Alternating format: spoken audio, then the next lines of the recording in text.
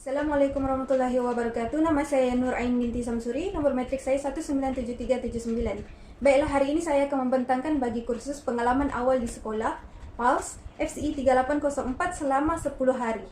Baiklah, sebelum saya memulakan pembentangan, saya ingin berterima kasih kepada Dr. Siti Aisyah Hassan kerana sudi menjadi penyelia saya pagi kursus ini. Baiklah, selama 10 hari menjalankan PALS, saya telah menjalankan PALS di SMK Jerai Kupang Kedah. Mari kita mengetahui lebih dalam tentang latar belakang sekolah tersebut. Sejarah penubuhan sekolah tersebut ialah, pertama sekali, Lembaga Pengurusan Sekolah SK Syekh iaitu SK Jerai sedar tentang kepentingan pendidikan di kawasan Jerai. Maka mereka mencadangkan untuk menubuhkan sekolah menengah di kawasan SK Jerai tersebut. Pada 1969, mesyuarat pertama telah dijalankan untuk mendesak pembinaan sekolah menengah di kawasan Jerai bagi menampung murid-murid darjah 6 dari SK Kampung Sadek, SK Jerai, SK Iboy, SK Tiak, Kuala Puang dan SK Rambo. Pada 1971, pembentukan Jawatan Kuasa Penaja telah dijalankan, iaitu Jawatan Kuasa Penaja terdiri daripada Guru Besar SK Jerai sebagai pengurusi, Guru Besar SK Tiak sebagai setiausaha dan Guru-Guru Besar Sekolah Kebangsaan serta pengurusi Lembaga Pengurus Sekolah sebagai ahli jawatan kuasa. Baiklah, pada tahun 1975 secara rasmi SMK Jerai telah tertubuh. Pada peringkat awal, SMK Jerai ini menumpang di SMK Tunku Putra di bawah pimpinan Pengetua Encik Abdul Rahmin bin Abdul Rahman dari SMK Baling. Ketika itu hanya 4 buah kelas tingkatan 1 dan 8 orang guru sahaja. Lembaga pengurus sekolah telah mendesak agar SMK Jerai dipindahkan ke SK Syekh kerana masalah pengangkutan, tapi SK Syekh pula menolak kerana tidak mempunyai makmal sains dan bengkel seni perusahaan. Pada tahun 1976 pula, fasa pembinaan pembangunan SMK Jerai di kawasan seluas 14 ekar berhampiran simpangan Jalan Tiak Iboy dengan 4 blok bangunan termasuk kantin. Pada 1977 pula, bangunan baru mula digunakan untuk tingkatan 1, 2 dan 3 pada sesi pagi dan petang. Dan kumpulan pertama SRP dan yang kini dikenali sebagai PT3 telah pun menduduki peperiksaan pada hujung tahun. Baiklah, mari kita melihat misi dan visi serta lokasi sekolah SMK Jerai Kupang Kedah. Baiklah, misi sekolah ini ialah melestarikan sistem pendidikan yang berkualiti untuk membangunkan potensi individu bagi memenuhi aspirasi negara. Visi sekolah ini ialah pendidikan berkualiti, insan terdidik dan negara sejahtera. Fokus sekolah pada tahun 2020 ialah melaksanakan transformasi pendidikan negara untuk melahirkan generasi sejahtera dan berkualiti. Lokasi sekolah SMK Jerai terletak di Kupang Kedah. Pejabat daerah ialah di Baling Kedah. Kawasan sekolah ini ialah 16.13 hektar atau 15.14 ekar.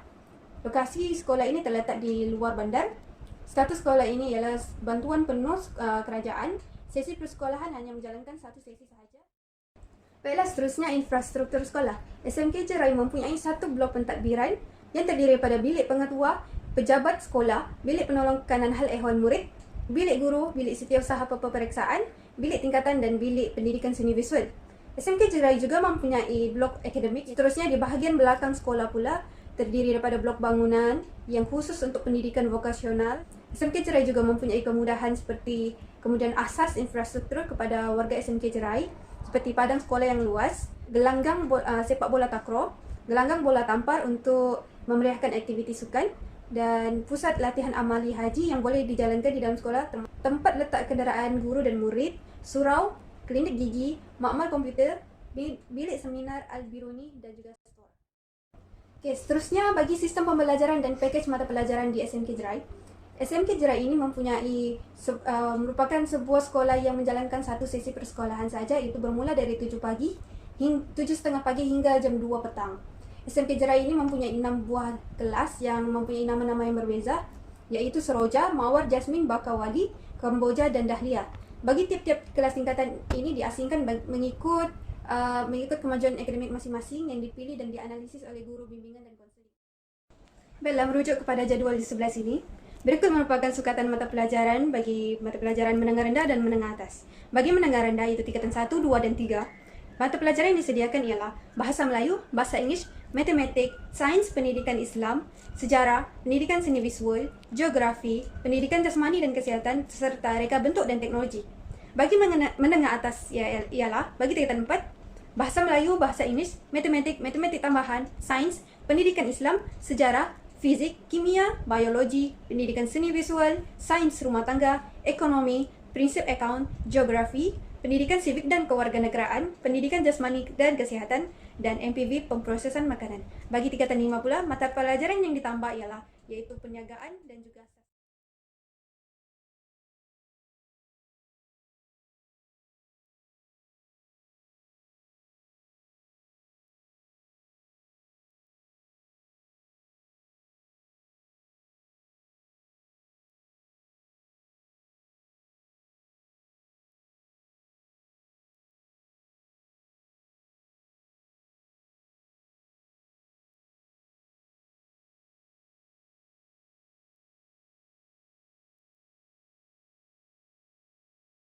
ketika saya mengikuti guru pembimbing saya, aktiviti dalam bilik darjah yang beliau jalankan ialah permainan.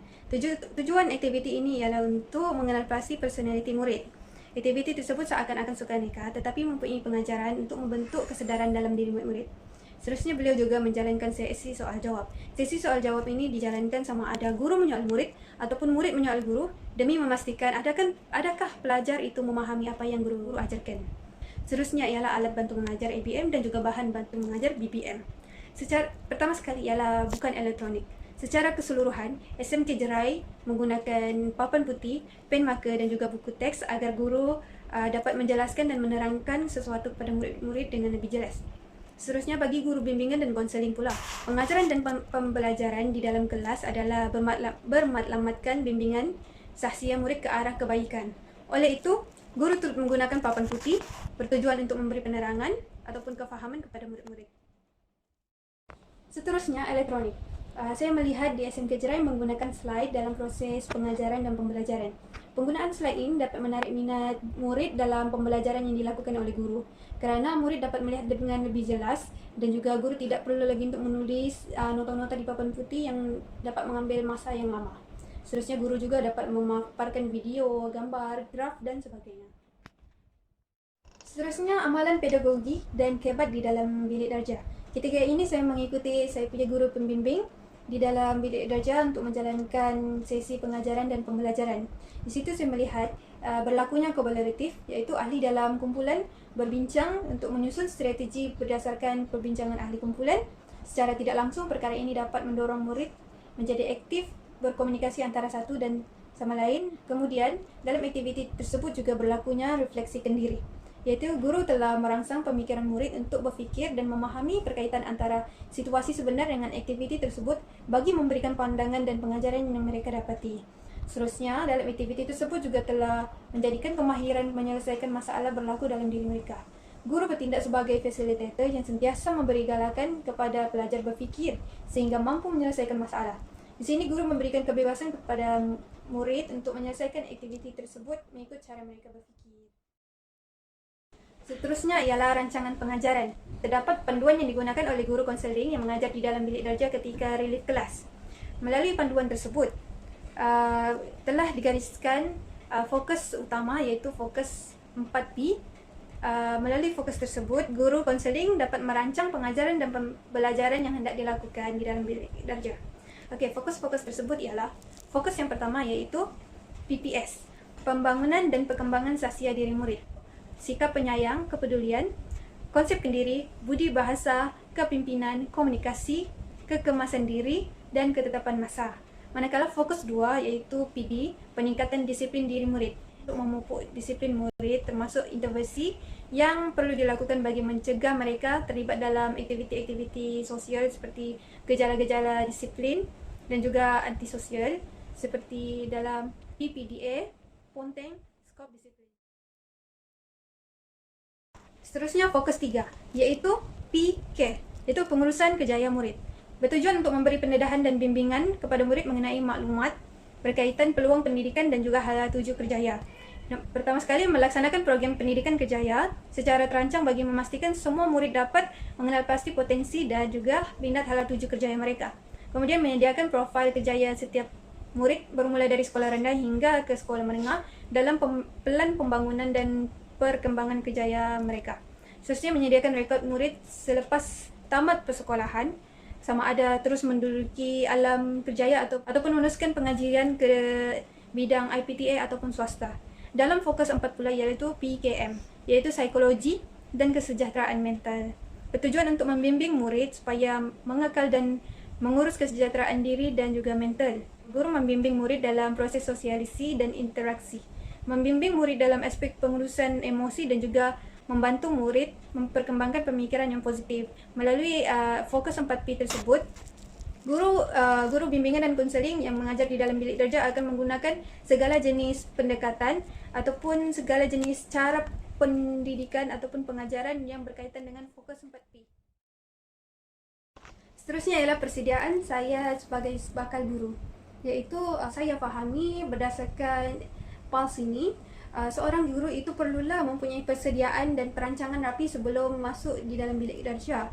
Hal ini dapat memudahkan guru mengetahui apa yang hendak diajarkan dalam bilik darjah dan juga dapat melakukan aktiviti pengajaran dan pembelajaran secara berkesan, dan juga guru dapat mencapai objektif apa yang hendak dicapai pada hari itu.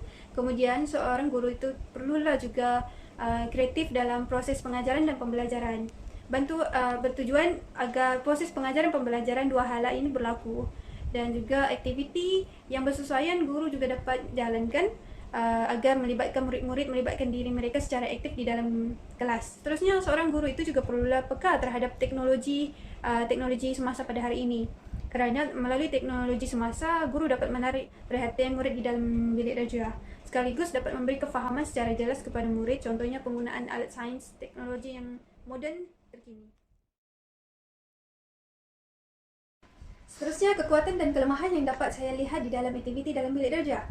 Pertama sekali iaitu kekuatan. Saya dapat lihat guru pendamping saya mampu menarik perhatian murid-murid sehingga hilang berasa malu mereka di dalam kelas. Seterusnya, kelemahan. Kelemahan pula, kesukaran untuk mengawal murid-murid, dengan kata lain, murid terlalu aktif. Hal ini disebabkan murid-murid berasa terlalu selesa dengan guru. Akhirnya guru mengambil sedikit masa untuk mengawal murid-murid supaya mereka kembali fokus di dalam aktiviti pengajaran dan pembelajaran di dalam bilik darjah. Seterusnya, refleksi terhadap kokurikulum. Penglibatan diri saya terhadap kokurikulum pada tanggal 19 hingga 21 Januari, aktiviti sukan tahunan telah dijalankan di SMK Jerai selama 3 hari secara berturut-turut. Pada hari kejadian, saya telah terlibat secara tidak langsung sebagai penjaga masa bagi acara larian. Pada tanggal 29 Januari pula, perjumpaan kelab persatuan telah dijalankan, dan saya telah mengikuti kelab bimbingan dan konseling di dalam bilik tingkatan 5K.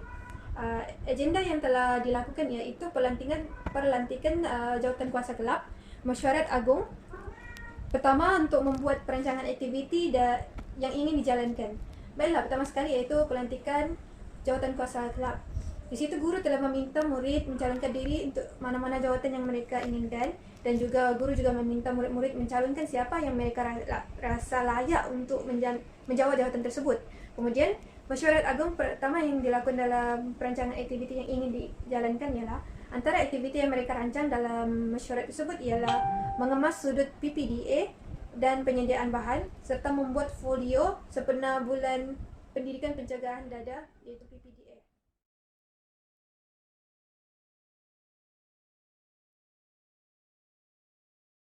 Seterusnya, pemerhatian saya terhadap kelemahan dan kekuatan aktiviti kokurikulum yang dijalankan. Antara kekuatan, aktiviti kelab bimbingan dan konseling ini dapat melahirkan pelajar menjadi seorang yang berwibawa dan juga dapat melahirkan kemahiran insania mereka dari segi pengurusan. Manakala dari segi kelemahan pula, tidak semua pelajar mengikuti secara aktif dalam kelab ini atau program yang dianjurkan, kerana kebanyakan murid lebih minat untuk menyertai aktiviti atau program sukan dan permainan ataupun kelab-kelab lain. Seterusnya, kepentingan kokurikulum terhadap profesionalisme keguruan. Untuk memastikan keseimbangan pendidikan di dalam sekolah, hal ini kerana guru merupakan badan yang penting untuk menggerakkan aktiviti kokurikulum kepada pelajar di sekolah. Seterusnya, kepentingan kokurikulum dalam kerjaya pengurusan. Kepentingannya ialah dapat mengoptimumkan kelebihan murid-murid. Kesannya, sekolah dapat melahirkan murid-murid yang seimbang dari segi kokurikulum dan juga kurikulum seiring dengan matlamat sekolah. Seterusnya, budaya kerja dan budaya sekolah. Pertama sekali, mari kita melihat budaya sekolah yang diamalkan oleh SMK Jerai. Pertama sekali, budaya yang mereka terapkan iaitu perhimpunan pada hari Ahad, solat Zuhur berjemaah, kemudian budaya bersarapan pagi, English Day, serta setiap hari Rabu 10 minit bersama pengetua, baca Yasin, serta perjumpaan co-curriculum dan juga masuk ke sekolah sebelum 7.30 pagi. Seterusnya budaya kerja. Budaya kerja yang dijalankan oleh SMK Jerai itu pertama sekali semua guru adalah guru disiplin. Guru-guru di SMK Jerai bertanggungjawab dalam mendisiplinkan murid. Seterusnya bekerjasama. Budaya kerjasama yang diperhatikan dalam kalangan guru-guru dan staf SMK Jerai ini dapat dilihat apabila melaksanakan dan menjalankan sesuatu program. Seterusnya berkomitmen itu pihak pentadbir dan guru-guru Jerai dapat dilihat begitu komitmen dengan membantu murid-murid SMK Jerai menjadi pelajar yang cemerlang. Seterusnya, budaya kerja yang dijalankan itu bertanggungjawab. Setiap arahan dan tugasan yang diberikan oleh pengetua dilaksanakan dengan efisien dan juga segera. Berdasarkan budaya-budaya sekolah yang saya sebut tadi, terdapat kelebihan dan kelemahan yang dapat dilihat, iaitu antara kelebihan ialah menghalang pelajar punteng sekolah selepas waktu tersebut, iaitu waktu 7.30 pagi sebelum proses pengajaran dan pembelajaran bermula. Hal ini kerana murid tidak ingin untuk didenda oleh guru-guru yang bertugas.